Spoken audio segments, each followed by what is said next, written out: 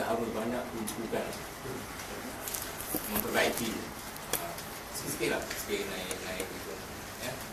Jadi kita nak sambung balik lah. Bab takwa yang full kan. Jadi macam mana?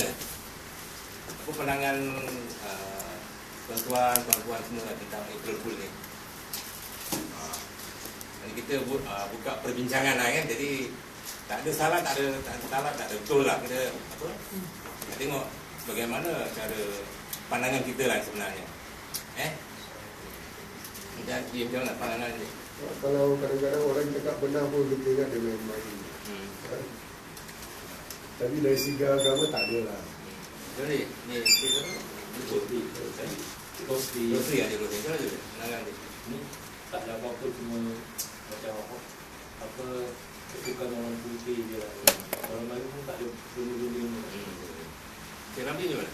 Apa Saya terbangkan April Fool ni kan?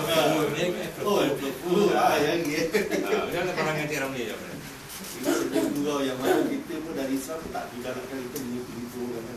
Membunuh-bunuhkan orang kan. Okey. Ni kaum ibu macam mana? Ni siapa nama ni? Ajak. Dan siapa dia akan dia berlalu. Yang lalu. Yang belakang tu macam mana? Ini orang muda lah. Orang muda macam mana? April Fool. Dulu-dulu tahun-tahun apa 70-an sampai ada gambar Hindustan April Fool. tajuk dia April Fool Ada lagu dia tu Muhammad Rafi lagu. Tahu tak lagu dia? Ingat tak? Itu lebih kurang gitu lah. Lagi April Fool Dia jadi oleh Muhammad Rafi Macam mana yang belakang tu? April Fool macam mana? Ada apa-apa Ustaz? Tak ada apa Okey lah Orang Islam dia tenang, relax lah Sebenarnya ada setengah-setengah pendapat yang terlalu ekstrim sangat lah Macam haram lah, itulah ini Ada pendapat begitu. Kemudian ada setengah-setengah orang yang buat kajian tentang timbulnya April Fool tadi. Timbul April Fool ni dari mana Tapi hakikatnya benar ke tidak, kita masih nak sidik lagi lah. Dia orang bilang pasal apa, waktu di Spanyol dulu, waktu apa namanya tu kerajaan Islam Spanyol ketika dia memerintah, kemudian ketika kerajaan Islam tu lemah kemudian tentera Kristian atau kalau dulu kita bilang perang Crusade perang salib, mereka datang menentang orang takluk satu-satu negeri Islam lah gitu Kemudian orang-orang Islam ni banyak yang mati lah, banyak mati. Lalu yang ada sembunyi dia sembunyi dalam satu tempat sembunyi. Jadi orang tentera salib dia tahu ada orang sembunyi, orang Islam sembunyi. Kemudian dia orang apa namanya tu kasih kelepasan namanya, sebab siapa yang keluar surrender ataupun keluar untuk menyerah diri, kita adakan satu kapal untuk belayar balik agama negeri masing lah, yang datang Afrika lah, datang daripada Arab Saudi ke mana-mana lah. Jadi sebahagian daripada mereka tu macam begitu gembira lah, macam dapat lepas lagi, dapat lepas balik Pasal negeri kita dah hancur, semua orang-orang Kristian dah ambil tempatnya. Jadi sebahagian tu keluar keluar untuk nak melepaskan diri untuk naik di kapal yang dah siapkan oleh orang-orang tentera salib tadi lah. Tapi yang lain tidak, yang ada ini orang macam hilang hilang gitu.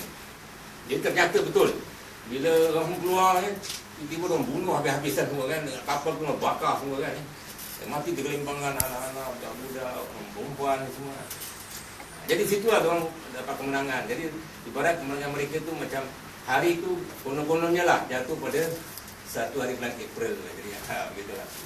Lebih kurang gitulah Jadi macam dia orang full kan, orang putih apa? Dia full kan orang Islam lah. Bodoh kan lah gitu kan. Sehingga kan. Tapi ini akibat dia sampai orang tu mati. Sampai orang tu binasa. Orang tu sampai azab sengsara lah gitu Jadi dari mana puncanya diorang ada setiap hari 1 hari bulan tu macam diorang adakan satu peringatan itulah masanya orang Islam dibodoh-bodohkan lah, begitulah. Gitu kan. Tapi rasa-rasa dalam zaman sekarang ni ada macam mana? Jadi orang dah ada pengetahuan gitu kan. Jadi dari segi Islam tu kita dalam itulah contohnya gitulah dengan kalau kita ikut segi kaedah usul kalau kita tengok dari segi apa tau, perbuatan tu tak baik, haram gitu. Itu dibilang agak tergopoh-gopoh lah, melulu ataupun ekstrim lah. Tapi yang sebenarnya kalau kita ikut kaedah usul maknanya dalam fikih itu ada di undang-undang, maknanya dalam hal keduniaan, semuanya boleh. Semuanya boleh kecuali kalau ada larangan. Gitu. Contohnya macam dalam dunia, dalam macam hal makanan, itu dunia lah makanan. Semua boleh makan, nak makan lah apa-apa. Kecuali ada larangan yang tak boleh makan. Contohnya macam makan babi, umpamanya. Minuman, arak, umpamanya gitu. Itu hal keduniaan. Jadi dalam benda macam masalah begini ni masalah keduniaan. Jadi apa larangan dia? Masih samar juga tu Jadi paling tinggi kita bilang kurang baik lah gitu. Macam Adi tengah jalan, belakang tu ada apa tu? Bontot. Kenapa gitu kan? Tak cantik gitu kan? Main-mainkan orang. Nanti bila kereta pancit lah. Kurang jauh dulu. Kalau dia semangat dia kuat, okey lah. Nanti kereta kat bawah dah tak ada lah. Astagfirullahaladzim. Kawan tu toilet ke meninggal ke apa kan? Dah satu kerja lagi kan? Jadi itu tak apa Belum tengok kereta lah, dengar astagfirullah, aku beli 100,000 tu yang main-main tu BMW dah pingsan kawan tu kan. Padahal kereta tu ada macam biasa kan. Akhirnya nak gurau-gurau kan. Jadi gurauan memang dibolehkan dalam Islam, tapi yang benar lah kan. Gitu kan. Jangan gurau yang boleh mendatangkan mudarat atau gurau yang boleh menghinakan orang, tak boleh. Gitu. Itu akhlak. Jadi macam gurau macam Rasulullah bilang gurau dengan orang tua nenek-nenek dia bilang nenek-nenek semua tak masuk syurga. Nenek-nenek tu tak masuk syurga. Dah menolak nenek-nenek dah melanggar aku beriman kepada Rasul tak masuk syurga umpamanya kan. Nenek-nenek nanti masuk syurga bukan macam nenek. Gitu kan. Nenek semua nanti umur 33 tahun semua, muda-muda, cute semua ni. Suka lah nenek. Tadi mula menangis je. Tapi gurau betul. Gitulah. Jadi dalam Islam gurauan boleh lah Kerana itu apa namanya tu selingan hidup lah. Kalau tidak macam kita stres macam dull gitu-gitu. Jangan gurau, tak boleh. Kita nak beriman gitu. Tak boleh gitu lah. Tak boleh gurau. Boleh lah kira-kira Tapi yang sederhana lah. Jangan sampai melampau-lampau lah gitu. Tapi kalau tak ada gurau, laki bini monyong. Tak boleh kan, gurau sikit lah kan. Dalam suami isteri begitu, sebelum apa-apa nak bergurau dulu kan. Kan? Tengok macam ayam tu dia nak kalau ayam kahwin lah, nak kahwin dia pun dia pintu tu, dia betina kat sini kan. Hati-hati pintu tu. Nanti dia bering-bering punya gurau lah tu. Begitulah. Jadi kita boleh gurau dulu lah. Mulakan dengan gurauan, dengan apa sloka ke apa-apa pantun-pantun dengan macam nyanyian ke apa kan ingatkan nostalgia yang muda-muda umumnya kan. Datang balik lah begitu. Jadi yang gurau yang sampai menghinakan lah, tak boleh. Dilarang gitu. Jadi soal April Fool ni kita pun tak ambil berat sebenarnya lah kan. Saya rasa tak ada orang kat sini yang telefon kawan. Besok kau naik pangkat lah. Betul ke? Orang suka lah. Nak naik pangkat besok kan. Harap betul-betul begitu kan. Tengok nama dia ada senarai ke tak apa. Kau bilang semalam naik pangkat April Fool gitu kan. Orang-orang tu dah bergaduh kan.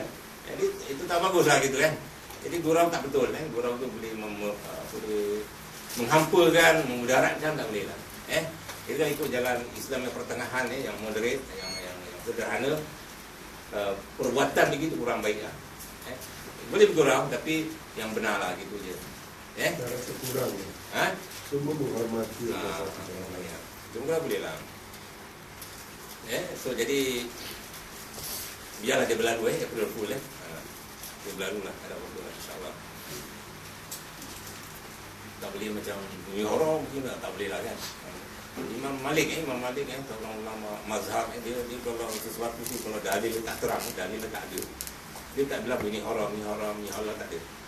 Paling cantik dia bilang perkara ini tak disukai. Mana dia menghormati hukum Allah kan. Dia takuti kita jadi Tuhan kok. Mengembangkan orang dia lah. Gitu. Jadi tak disukai. Kita faham-faham je lah. Benda tak suka jangan buat lah, itu je. Gitu.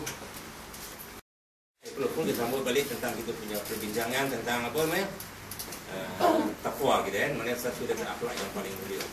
Okey, salah satu unsur yang paling penting dalam takwa ialah zikir. Zikir ingat kepada Allah, ingat Jadi apa namanya dalam Quran disebutkan wa aqimis salata li dzikri. Dirikanlah sembahyang kerana mengingat aku. Disuruh diri sembahyang itu untuk apa? Untuk ingatkan aku. Jadi apabila kita menjadikan solat tu, kita mesti merasakan Allah tu hadir pada kita. Itu maknanya. Kemudian hikmah daripada sembahyang tu mengingat Allah. Kemudian apabila kita benar-benar mengingat Allah, baru datang ayat innas salata tanha 'anil fahsya'i wal munkar. Maknanya sembahyang itu dapat mencegah daripada perbuatan maksiat dan munkar. Faham? Jadi selalu kita pandang maksiat tu apa? Maksiatnya macam bergaul lelaki perempuan gitu. Zina, merompak, fahsyak tu macam perbuatan yang menzalimi orang begitu kan. Tetapi kita lupa maksiat itu, fahsyak dan maksiat itu ada pada dalam kehidupan kita sehari-hari. Umpamanya macam merendahkan orang. Itu kesalahan, itu perbuatan yang tak baik. Kemudian mengumpat, mencela, menghina, merasa diri dah bersih, megah, riak. Ini semua isi-isi daripada maksiat tadi. Maksiat namanya maksiat batin, maksiat rohani namanya. Ini kita tak jaga. Jadi bila kita sembahyang tu, kita Allahu Akbar tadi, tujuan dia untuk nak ingat Allah. Kemudian lepas Assalamualaikum, dia start dia punya umpatan dia, cerca dia, cerita kemegahan dia. Ini semua menunjukkan maknanya sembahyang kita belum dapat mencegah tadi. Kerana kita mencegah pada zahir. Kalau orang yang sembahyang tu memang dia tak akan lakukan benda-benda yang zahir, maksiat zahir. Maksudnya macam merompak, dia tak akan lakukan tu. InsyaAllah dia tak lakukan. Dia tak akan lakukan perzinahan. Dia tidak akan lakukan penipuan secara nyata, tidak. Tetapi di dalam tu dia kena. Ini yang kita nak kena selalu. Jadi ingatkan Allah itulah yang jadi senjata utama kita. Mana kita hadir, Allah sentiasa ada pada kita. Jadi kalau kita orang dia belajar tauhid kan, sifat Allah, asma Allah yang mana kan, Allah Maha mendengar, Maha mengetahui. Artinya apabila kita nak ucapkan kan, Allah dah tahu dalam hati kita apa kita nak ucapkan, apa yang kita nak lakukan, sudah tahu, Allah tahu. Jadi kita ada kesedaran kalau jadi. Itu apabila kita keluarkan saja kan kita punya sesuatu yang tak baik itu, dia akan mencegah kita daripada peningkatan kita kepada Allah tadi tu.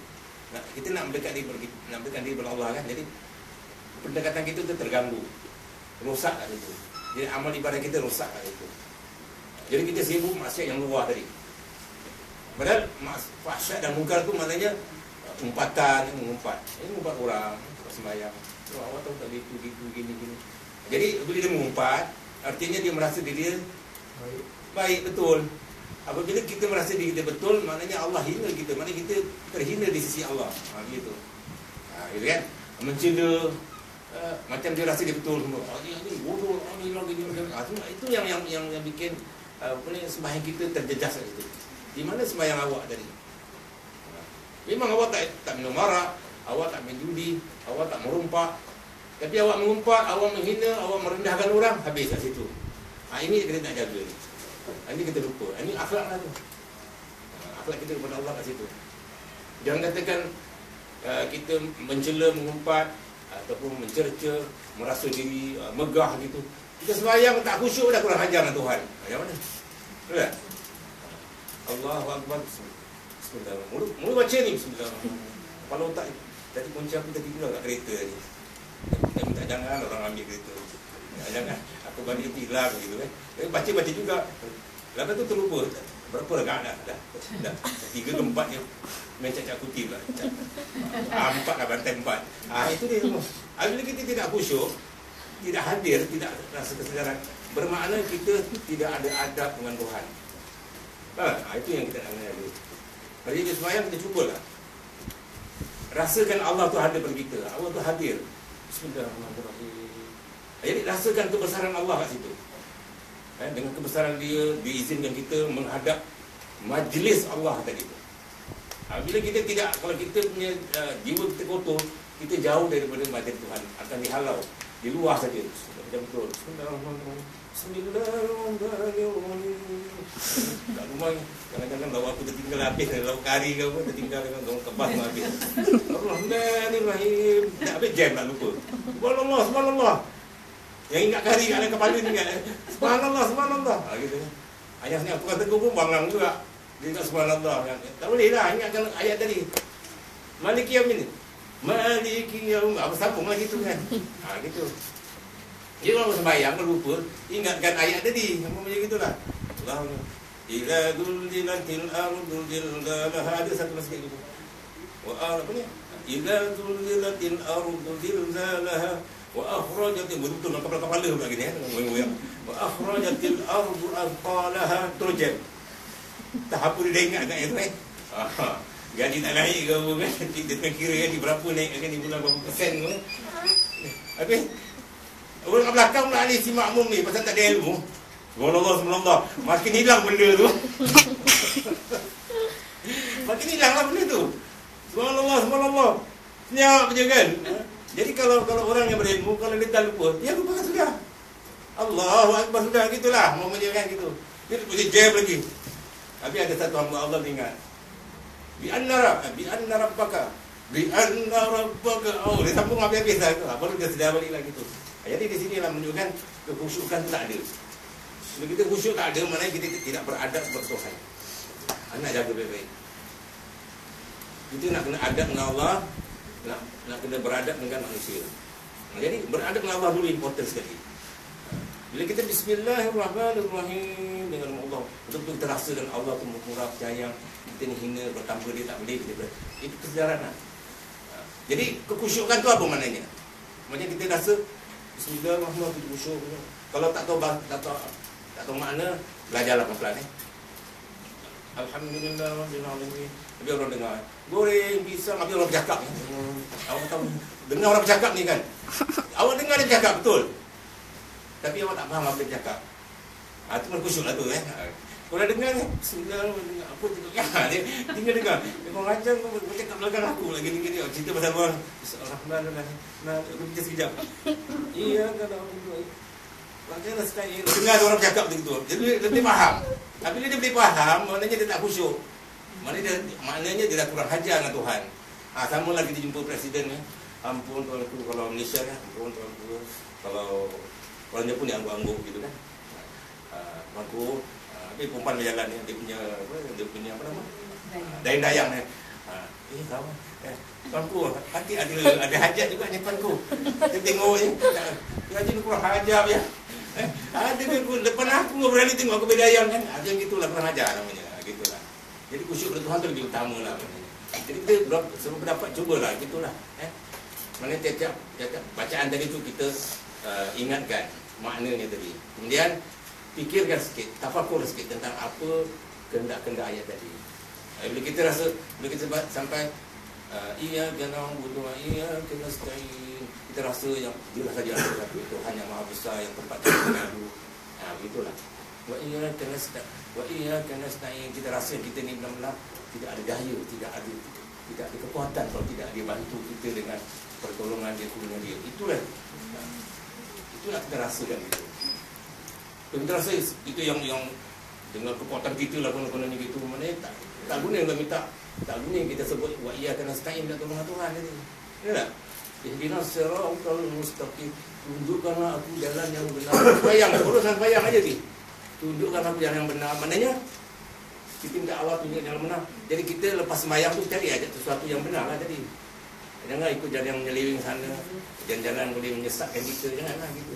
Jadi kita sesuaikan dengan apa yang kita dah baca tadi lah. InsyaAllah kita akan dapat petunjuk tadi. Kalau kita rasa kita dah ada petunjuk, apa kita minta petunjuk lagi? Maksudnya kita masih dalam perjalanan nak balik tadi.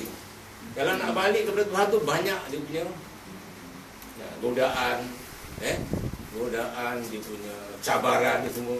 Jadi kita sentiasa nak minta Allah petunjuk. Jangan sampai kita terseliwing nanti kan gitu. Faham Jadi itulah dia. Sembahyang tadi ialah aqimus salata lidzikri, maknanya dirikan salat agar kamu mengingati aku. Jadi sembahyang tu ingat Allah betul lah. Ingat Allah macam mana? Maknanya merasakan Allah tu ada pada kita, hadir. Ya, kan dalam ihsan ada sembahlah Tuhan seolah-olah engkau melihat Tuhan. Kita rasa tak boleh lah, tak sampai gitu. Tapi kalau kau tak dapat tengok Tuhan, ketahuilah Allah senantiasa melihat kita. Itu yang kita nak rasa selalu. Macam orang-orang nak sembah dalam masjid lah, ada orang duduk kat tepi kita sembahyang bukan main betul. Allah, subhanallah. Lembut lagi Orang tengah berbual sini, dia rasakan orang tengok dia. Dia betul lah jaga. Assalamualaikum. Tu ada orang kan ngomong macam lepas hudung dah keluar ke lekas.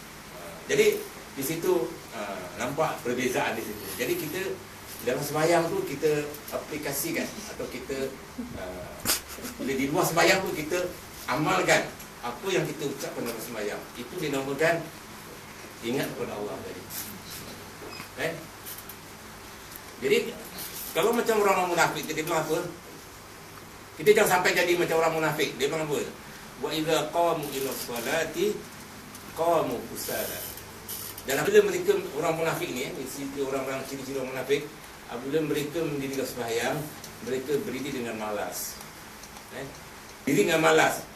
Tapi ini orang munafik Allah ceritakan bila mereka berdiri nak salat, dia berdiri dengan malas, maknanya gitu. Tapi orang Islam sendiri, dia kata nak berdiri dengan malas, tak nak sembahyang pun malas sembahyang. Bukan nak berdiri, dia orang munafik. Dia memang dia luar dia beriman, tapi dalam dia menolak kebenaran. Tapi dia masih nak berdiri juga. Berdiri dengan kemalasan gitu. Sebab apa? Ada orang. Gitu. Juga. Dia kan. Orang ingat dia orang beriman juga. Tapi orang Islam sekarang, jangan kata nak berdiri tak sembahyang. Jangan kata nak diri malas, tak sembahyang terus pun ada. Dia nampak dia pergi kat situ. Jadi mana lebih teruk? Orang Islam yang tak nak sembahyang terus. Nanti dulu lah. Belum apa? Tak sembahyang ni. Belum inilah. Belum akhir balik lah. Habis tak sembahyang dia. Apa ni? Datang bulan lah kata. Orang lelaki datang bulan dia bilang. Dia cukup umur lah. Macam lagi tu kan dia mempersenda pula lagi gitu. Jadi tak boleh. Kemudian dia bilang apa? Yura'unan nas wala yadhkurunallah illa qalila. Maksudnya tujuan mereka tu sembahyang dengan malas berdiri tadi hanya nak menunjuk-nunjuk kepada manusia. Akulah sembahyang juga. Aku geng korang lah juga sama-sama. Tapi tujuannya riak. Jadi ini ciri-ciri orang munafik kita jangan ikut. Mana tak ada keikhlasan. Jadi mana dalam Islam tu keikhlasan memain peranan. Mana tak ada paksaan. Kalau kita disuruh ajar anak kita suruh sembahyang, suruh dia sembahyang tu macam mendisiplinkan dia. Tapi kita kena masukkan rasa cinta kepada Tuhan, rasa cinta kepada Islam tadi, rasa cinta kepada sesuatu kebaikan dalam Islam tadi. Gitu. Jadi ini yang akan membuat dia dirikan sembahyang dengan rasa tanggungjawab, dengan rasa cinta gitulah, rasa suka lah kita sembahyang pun kan. Tapi kalau kita cepat sembahyang apa sebab kau nanti? Sebab dipandang dalam hadis bang anak-anak nak sembahyang berapa? 9 tahun 10 tahun, 7 tahun di rutan di rutan. Kemudian kan dia tak sembahyang, kita ingatkan dia kalau potong tak sembahyang di rutan kali, lebih kurang gitulah. Di rutan. Jadi dia anggap itu macam suatu perintah begitu. Kau apa sobat kau? Dia pula sembahyang juga. Sembahyang dengan apa? Paksaan gitu kan. Tapi mudah-mudahan lah kita yang sebenarnya kita nak mendisiplinkan dia untuk nak didik dia supaya dia sudah dirikan solat dengan baik, pelan-pelan. Mula-mula terpaksa lah. Lama-lama bila kita ada ilmu tentang apa itu Islam, baru datang dia cinta. Cinta kepada Tuhan tadi. Maka datang itu feeling untuk sembahyang dengan ikhlas tadi. Sebenarnya yang sebenarnya kalau orang tu bikin sesuatu dengan paksa, maknanya tak ada keikhlasan. Keikhlasan dah tak ada dia punya nilai sama sekali di sisi Allah. Kan? Jadi apa saja kita bikin mesti ada keikhlasan, jangan ada unsur paksaan di situ. Macam kita nak paksa orang tu Islam tu kan, kita nak mari Islam tadi kuliah paksa dia masuk, tak boleh. Dia nak tahu apa tu Islam. Jadi kita sebagai Islam tunjukkan contoh contoh yang baik, kita Islam yang baik, Islam yang mudah, Islam yang indah, cantik. Ini Islam yang gorong, gorong di muka assembly your head and gorong gitu kan, Islam gitu. Habis nak masuk Islam, orang Islam you must circumcise pun. Dengan potong ni dah menggigil kawan tu kan. Itu sama yang disebut dulu. Islam tu cantik. Sampaikan, kalau kita renungkan balik sampaikan sahabat Nabi yang kahwin masa jahiliah tu kan, dia masuk Islam. Dia tak suruh kau kena nikah lagi, kau dah kahwin dulu kan. Sekarang kamu Islam dah tak sah kau punya hubungan, nikah lagi. Tak ada tu riwayat, tak ada. Terus kan. Nampak cantik. Ada ke bila masuk Islam orang main? Rasulullah cek, dah potong belum? Belum. Dah sunat kau semua. Tak ada ni semua. Kan? Jadi kadang-kadang kita tak faham, maknanya kita dalam orang-orang yang nak dekat kepada Islam tu, dia tekankan benda-benda yang tidak penting tu. Yang sebenarnya tunjukkan Islam tu punya kecantikan, kebesaran Tuhan, keindahan ajaran dia sebenarnya. Bukan benda-benda begini. Itu sudah lah, tidak dah faham kan, baru dia rela untuk disembelih lah gitu kan. Dia nak lepas berapa. Yang baru datang dah takut kan. Orang perempuan punya macam katakan nama dia Mary lah katakan. I want to become Muslim. Katakan you want to be Muslim, you must wear the veil lah. If not, you cannot go inside the masjid. Haram, cannot. Dah kamu tu nak takut gitu kan. Itu semua jangan dijolok dulu lah. Benda-benda inti dia. Allah Ta'ala nak membersihkan etikat dia dulu. Kan? Etikat tu nak dibersihkan dulu. Kepercayaan orang-orang yang bikin tu kotor. Maknanya cara dia mensifatkan Tuhan tu tak betul. Jadi orang Islam, kita dah belajar, kita tahu Allah tu siapa umpamanya. Kalau kita tanya dia, kalau siapa nama dia ni?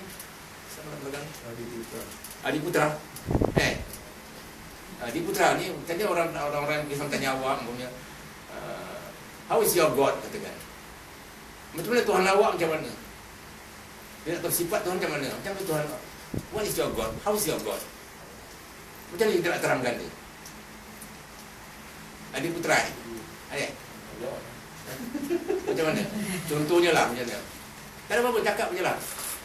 Kalau orang-orang yang muka Islam datang, Adi, I see Christian, you know the Jesus, muka macam Mak Saleh. Mak Saleh kat Eropah kan. Ini Mak Saleh di muka. Jesus dekat India muka macam mama, ada mata sudah macam rentin. Kisah juga kan. Jesus kat Jepun, Jesus mata sepet pula kan. Dia kena salib tu. Then ini Tuhan aku ni, dia bilang, how about your God? How about your God? Mama ialah contohnya. Macam mana awak nak menerangkan tu? Siapa tahu? Saya pernah experience kan. Dan taxi. Taxi. Ya, saya bawa negro. Apa taxi Dulu lah. Dulu Jadi bawa negro. Taxi saya relate. Driver apa yang punya taxi ni dia taruh sign Allah kat depan tu, jantung. Tadi passenger saya tanya, sini Tuhan kau Cakap bukan. Nama je kan. Tapi kau percaya dia kan? Percayalah. Kau boleh tunjukkan aku mana kau punya Tuhan. Kau cakap sebelum saya jawab, kau jawab aku punya soalan dulu. Kau nak fly kan? Kalau atas tu tak ada angin, kau terbang kau macam mana? Dia jatuh. Kalau api, kau tutup, tak ada angin macam mana mati? Ikan sedalam-dalamnya perlu juga kan? Tak ada dia pun mati. Kita manusia boleh puasa satu hari satu malam, tak makan, tak minum, boleh tahan. Tapi kau cuba hidung sama mulut kau. Kenapa? Kau tunjukkan aku siapa tu? Oh, pasal ini angin udara ini. Kau tunjukkan aku tu ada. Kalau kau boleh tunjukkan aku tu udara, aku tunjukkan Tuhan aku macam mana. Dia tak boleh jawab. Dia diam je sampai airport. Dia kasih RM50, dia rongkit dia chain, dia jalan. Tengok Tuhan macam mana? Tengok Tuhan. Ini tu suruh dia tunjukkan jugalah tu budak angin tu macam mana. Itu makhluk Tuhan lah. Makhluk Tuhan. Makhluk Tuhan dia tak boleh tengok, dia rasa je kan. Jadi macam mana kalau siapa ni Ajah, macam kalau orang tanya, "Ya, awak dengan Tuhan macam mana?" Macam mana jawab? Ni Ajah yang belakang Nabi Mira tu, macam mana? Tuhan awak macam mana? Siapa tahu? Di belakang ni? Siapa yang depan ni? Siapa? How's your God? Kalau sifat dia tu kita boleh terangkan lah. Yalah, dia tak tahu apa nak tengok Tuhan kau tidak lah. Macam mana Tuhan kau macam mana gitu. Nak explain dia tak tahu nak cakap. Tuhan kau macam mana? Simple je lah kan. Macam dia, Tuhan aku kan tu lampu gerinting kan. Ada mata dua, mata sepet tu kat. Tuhan aku beli kat Jepun. Dia tak boleh nampak dia kan. Sifat je lah. Sifat dia lah. Kita terangkan sifat dia. Pemurah, penyayang, pengampun dan banyak lagi lah. Okey, ni siapa yang depan ni? Adik kecil. Macam mana? Jadi tak payah kata kita bercampur-campur dengan masyarakat tentang Tuhan awak macam mana? Awak tu Allah Akbar kan, Tuhan awak macam mana? Tanya.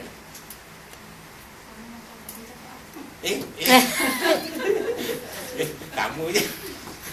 Ni sebelah ni. Akak. Akak tak, betul tak? Pun tahu, memang tengah fikir macam tu. Tengah fikir juga kan? Ajar. Tuan saya, di luar imaginasi saya lah, tapi kalau sebuah kursi tu ada pemilik dia, ada pembuat dia, dan awak mesti bayangkan bagaimana dunia ni dilakukan. Okey, betul. Okey, Encik Rukiah jawab. Tuhan awak macam mana? Ini kita nak kena hidupkan ni kita punya cara pemikiran kita. Tuhan awak macam mana? Boleh? Okey, yang selalu kita sembah yalah. Saya tak tahu, saya tak nak awak, saya tak tanya awak yang soal sembah, saya tanya Tuhan awak macam mana? Umpamanya. Ajar, jalan. Awak macam mana? How's your God? How's your God? Biasa orang putih orang Cina. Kadang-kadang kita kena tak? Yang macam saya konteks tu lah. How's your God? Dia nak carry kita kan. Haji, macam mana? How's your God?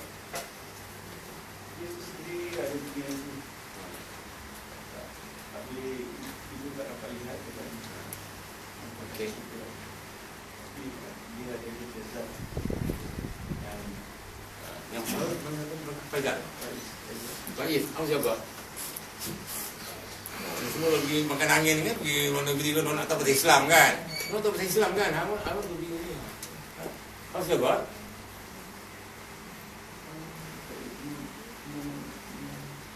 most gracious, most merciful, but one that you cannot be seen by everybody. Okay. Jadi nak tahu pasal Tuhan ni. Macam mana? How's your God macam Tuhan awak? Kita tanya dulu dia lihat macam mana timbulnya matahari, macam mana macam kebesaran Allah lah. I know God create lah, tapi how's your God macam mana Tuhan awak ni? Memang dia Tuhan ciptakan matahari. Tuhan awak macam mana? Gitu. Jadi begini jadi Allah Taala beri jawapan dia. Ini dalam zaman musyrikin, sudah ada. Pasal orang sembah patung berhala kan. Tuhan dia berhala tidak sekurma. Dibuat daripada kurma, berhala dia kurma. Sampai Sayyidina Umar teringat, sahabat dia ingat dulu dia ketawa tu. Waktu dulu dia pasal berhala tu buat daripada kurma kan. Jadi bila musim kemarau kan, dia tak ada benda nak makan, dia kopi daripada dia kopi tangan kawan tu. Tangan berhala ni begini. Dia ambil dia punya tangan dia, kurma tu dia makan. Tangan Tuhan dia makan gitu kan. Gitu. Dia sampai dia terkenang, dia ketawa kan. Bodohnya dia tu, jahilnya dia gitu. Jadi Allah Taala ajar bila orang musyrik tanya kepada Rasulullah, Muhammad, macam Tuhan kau? Maka Rasulullah menjawab, turun ayat. Qul huwallahu ahad. Ni dia. Katakanlah, Allah Tuhanku yang sebenar ialah Esa. Yang Esa. Ini akhlak ni jaga ni. Allahus Samad. Allah tempat semua makhluk bergantung. Gitu. Allah. Lam yalid wa lam yulad. Sebab orang-orang Mekah dia anggap malaikat ni anak lelaki Tuhan, anak perempuan Tuhan. Jadi itu pasal diorang suka beranak lelaki. Jadi diserahkan malaikat ni macam anak perempuan. Jadi kalau diorang dapat anak perempuan, mungkin diorang ronyok gitu atau mirah padam, tak suka sampai nak tanam anak perempuan gitu kan gitu. Kan? Jadi dia bilang malaikat-malaikat semua anak Tuhan. Jadi Allah Taala mengatakan lam yalid wa lam yulad. Allah tidak beranak dan tidak diberanakkan. Maknanya dia tak ada anak, tak ada bapa, tak ada mak, ni semua tak ada. Itu sifat Allah kata. Yang paling besar sekali, walam yakul lahu kufuwan ahad, maknanya tidak ada sesuatu yang setanding dengan dia. Dan ini empat ayat ini merupakan tauhid yang kita kena tanamkan. Jadi yang paling penting lam yalid walam yulad, maknanya walam yakul lahu kufuwan ahad, maknanya tidak ada sesuatu yang setanding dengan Tuhan. Tidak ada satu setanding, maknanya Tuhan tu tak dapat dibandingkan dengan apa-apa sekalipun. Gitu. Mungkin sembahyang di antara sembahyang 5 tahun cukuplah, rest lah, insya-Allah surga masuk. Dengar suara kan, best lah. Okey, aku relax aja. Macam gitu. Maknanya ada suara. Kalau kita dah faham betul walam yakul lahu kufuwan ahad, maknanya tidak ada sesuatu setanding dengan Tuhan, mana bukanlah dia. Faham Jadi maknanya apa sahaja yang terlintas dalam fikiran kita bukan Tuhan. Ingat. Ini satu tauhid yang kuat. Apabila kita nak mati nanti datang gangguan. Oh, akulah Tuhan kau. Akulah ini. Tolak. Bersuara bukan Tuhan. Apa-apa saja bukan Tuhan. Begitu. Maknanya lam yalid wa lam yakul lahu kufuwan ahad. Allah tidak setanding dengan apa-apa pun. Jadi bila kita faham ini, bila orang datang nak tarik kita kepada agama lain, macam agama Kristian contohnya umpamanya kan, Tuhan diberanakkan tapi tak ada bapa. Mana boleh terima tak? Tuhan tu diberanakkan oleh Siti Maryam tapi dia tak ada bapa. Nampak? Mana dia anak Tuhan. Boleh terima tak? Sedangkan Allah tidak beranak dan tidak diberanakkan. Kalau macam itu maknanya kita dapat tolak semua. Apa saja yang ajaran yang bukan kita boleh tolak. Dengan ayat Qul huwallahu ahad. Ini kita kena faham. Ini satu akhlak yang baik sekali. Akhlak mempertahankan keesaan Allah Subhanahu Wa Taala. Jadi ada satu hadis, dia bilang Nabi mengatakan demi nyawaku dalam genggaman Allah gitu kan.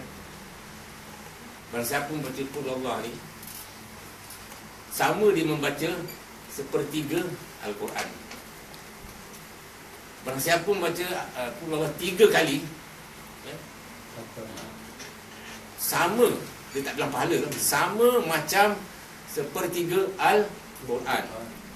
Macam mana kita berpahaman ni? Kalau ada seorang kan Allah sampai kilo, sampai beribu-ribu kata kan. Apa itu yang dikehendaki yang sebenarnya? Apa itu dia sekali lagi? Dia bilang sepertiga Al-Quran. Kalau kita baca Quran 3 kali, sama sepertiga. Mana sepertiga berapa? Faizal, berapa sepertiga? Faizal? Macam ni sepertiga tu apa? Berapa banyak? 1/3. Maksudnya kalau satu gini, 1/3 banyak kira lagi suku banyak gitu. Apakah itu dimaksudkan pahala dia ke apa? Gitu. Kita salah faham kat sini. Memang disuruh ucap berulang-ulang tu untuk menanamkan tauhid kita kepada Allah tadi. Tapi yang dikehendaki ialah supaya kita memahami tentang Allah Subhanahu Wa Taala ini. Maknanya dalam Al-Quran sepertiga menerangkan tentang kebesaran Allah, tauhidnya, dia punya asma'nya, dia punya sifatnya, perbuatan dia, segala-galanya semua ada dalam Al-Quran. Sepertiga daripada ajaran Allah SWT itu ada dalam Qul Allah tadi. Itulah maknanya. Bukan maknanya pahala macam, kalau kita baca 3 kali pahala macam satu Quran ke, itu urusan lain. Bukan itu yang dikehendaki yang sebenarnya. Maknanya bila kita baca qul Allah, kemudian kita resapkan maknanya, kemudian kita disuruh buka Al-Quran, tambahkan lagi apa itu Allah Ta'ala berkata tadi, sifat dia macam mana, itu yang dikehendaki begitu.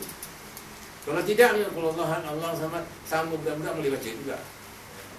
Budak-budak hafal budak ni siapa ni? Budak baca qul Allah hafal kan? Untuk budak sama je qul Allah. Kau baca berapa kali dah? Aku dah 10 kali. Kau dah berapa? Dah 50. Dah berapa? Itu saja, tanpa setakat itu. Tapi penghayatan dia tak ada. Dan sebenarnya bila kita baca qul Allah tu menanamkan berulang-ulang memang baguslah. Dituntut supaya kita punya keimanan kita makin mantap, makin mantap. Kita teringat Allah tempat bergantungan. Kita tak tahu nak siapa pun. Hanya Allah lah tempat kita bergantung. Ya tak? Ya. Macam kita apa namanya, waktu kita pergi NS dulu, kita puasa kita puasa. Jadi bila pukul 6 itu nak dekat buka, kita standby. Kita standby. Budak junior tu dah ambil makan kan. Dia makan malam-malam datang. Food nak going to ni habis mati lah. Food going to be mati lah gitu kan. Dan hati kita, aku puasa dari pagi sampai sekarang tak mati-mati kau sibuk. Padahal kau tengah hari pun dah makan. Habis pukul 6 pun dah makan. Makanan tinggal sikit. Tak kisahlah kita kan. Kita puasa. Ya tak? Dia boleh cakap, oh dia mampu, dia punya nasi bergunung gini kan. Hei, ini yang penting lah. Mati lah tu kan. The food finish ni, die lah. Die? Gitu kan. Jadi kita orang Islam, itu keistimewaan dia. Kalau tak makan tak apa, ambil kurma je kan, baca qul Allah banyak, insya-Allah kenyang. Dia punya salah satu dia punya khasiat dia tadi. Kan? Apabila kita menghayati, kita menghayati, kita amalkan di dalam kehidupan kita lah gitu. Itu salah satu daripada sifat-sifat Tuhan. Nanti ada lagi macam ayat kursi kan, dan ayat lau anzalna, semua banyak ayat menerangkan kebesaran Allah. Tapi ini dia punya main qul Allah. Bila kita faham betul, insya-Allah kita akan tersesat. Kita akan tersesat ketika hidup, dan ketika nak mati kita akan dapat menolak semua gangguan. Semua nak mati dia gangguan ingat